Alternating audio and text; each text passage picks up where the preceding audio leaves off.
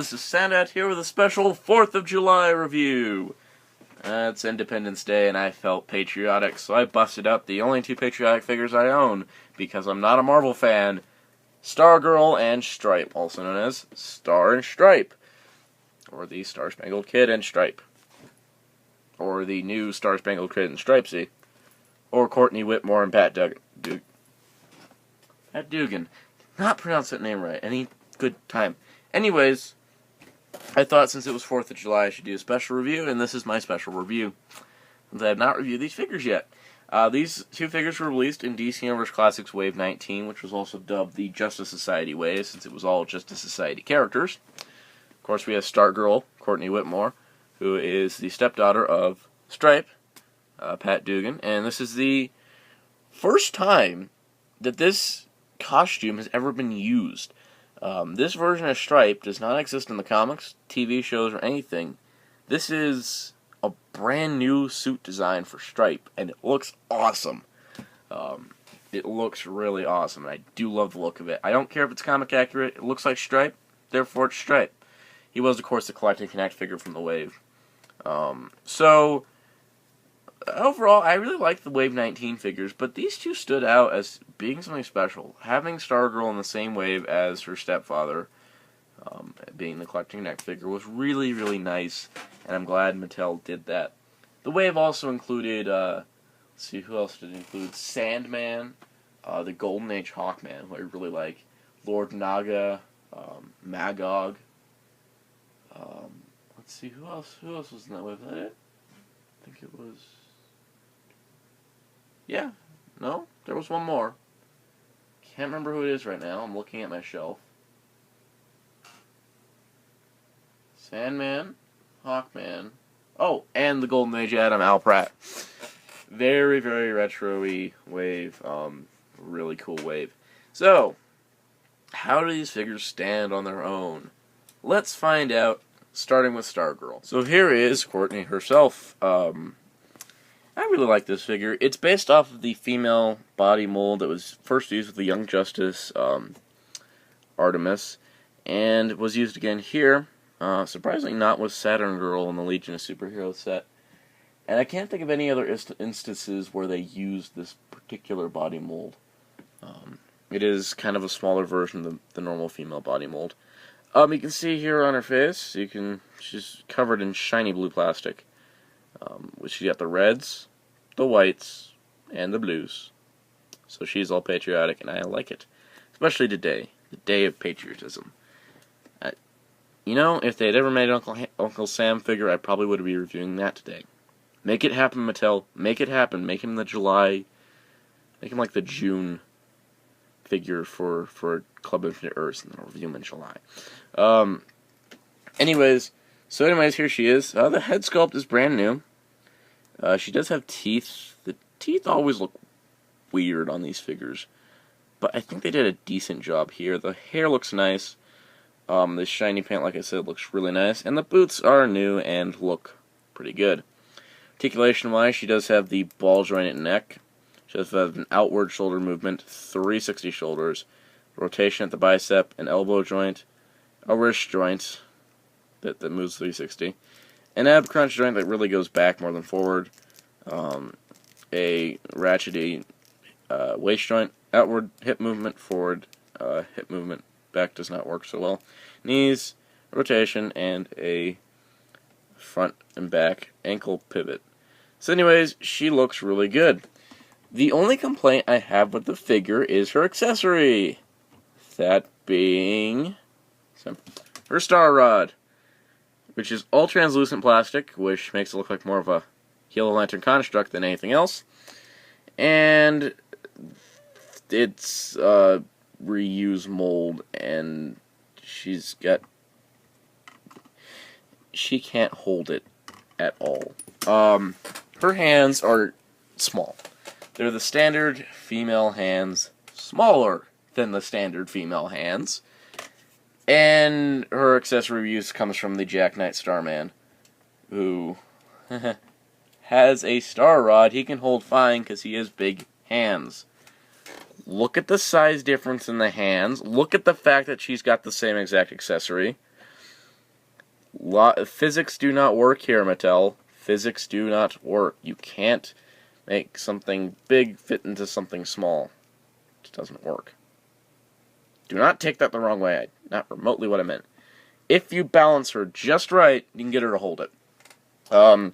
Typically, I just have her posed with her stepfather, Stripe, who we'll take a look at now. So here is Stripe. Now, the figure was, of course, comprised of 8 different pieces.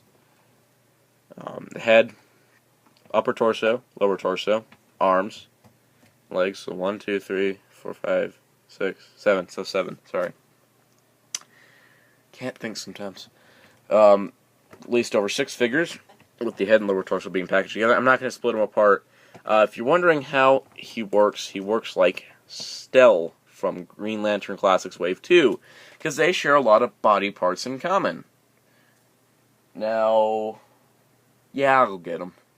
Yeah, he was kind of buried, and I knocked over a couple Manhunters and a Hal Jordan to get to him, but here he is, here's Stell. If you may notice, the legs look very similar. That's because they're the exact same mold. Exact same legs. Just painted really differently and it looks really nice. Also, the chest pieces are slightly modified. There's armor added to Stripe here, or wasn't here. The head's plugged in on similar joints. The upper arms are exactly the same. And this is why Stell was so big.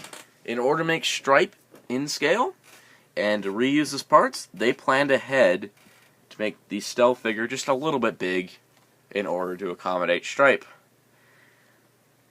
Mattel, I hate you sometimes, but sometimes I love when you make decisions like this. They had the foresight that they knew they were going to make Stripe after they made Stell, so they're like, hey, we could reuse body parts. Yeah, the crotch piece is exactly the same too, just different front pieces on it. And these figures look completely different unless you look at the tiny details. And that's really, really nice, that they weren't just straight repaints of each other. So it's kind of like the Transformers Classics Sideswipe and Sunstreaker. They were designed, Sunstreaker was designed to be retooled into Sideswipe. So anyways, moving Stell out of the way, I will review someday. You can see here Stripe is really nice. He's got this great white paint, very similar to Bandai of Japan's white paint. Of course, he's got the reds, whites, and blues, but mostly white. It looks really nice. Now, there is one mishap with mine. There was a misassembly where this piece is backwards. So that piece should be there. Oh, wait, the arm's backwards, so I'm just going to flip it around. I have not figured out how to fix that without disassembling the toy, which would be not good. And the only way I can see is getting a new arm, which comes with the Hawkman, and he had 2 heads anyway, so I might end up doing that. But you can see he looks really nice. Overall, this is a nice looking, it's a new costume, but looks really nice. So you got a ball joint neck that moves around pretty well. You got outward shoulder movement. Forward and back, I can't say 360, it's kind of limited. Bicep swivel and elbow joint when you have it assembled right. Wrist joint, waist joint, ab crunch, outward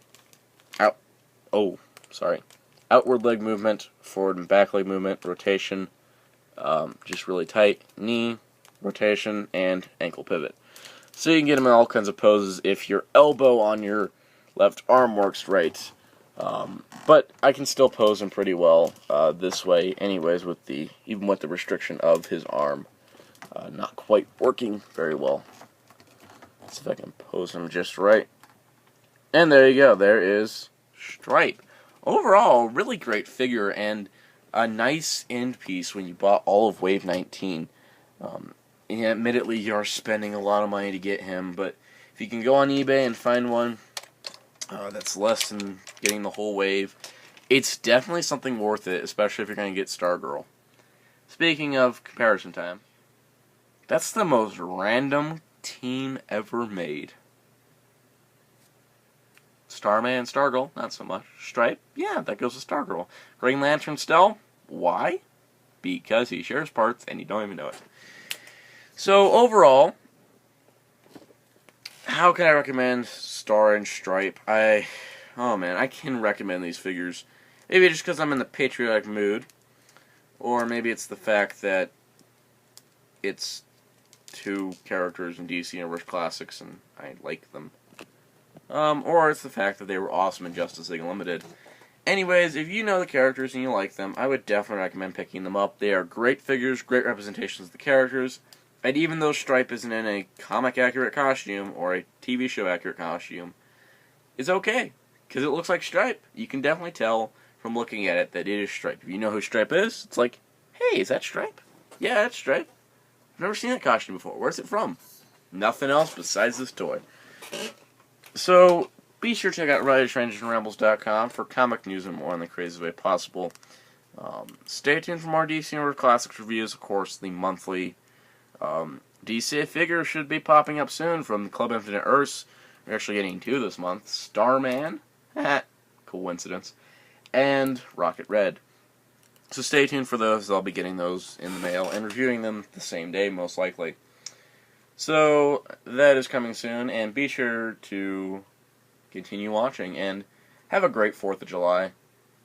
Star and Stripe are going to have a great 4th of July, because it's the one time where they're like, ha, this is our holiday, because we wear stars and stripes on us, and none of the other DC heroes do, aside from the Freedom Fighters, which they haven't made toys of. You should get on that, Mattel. Anyways, thanks for saying goodbye.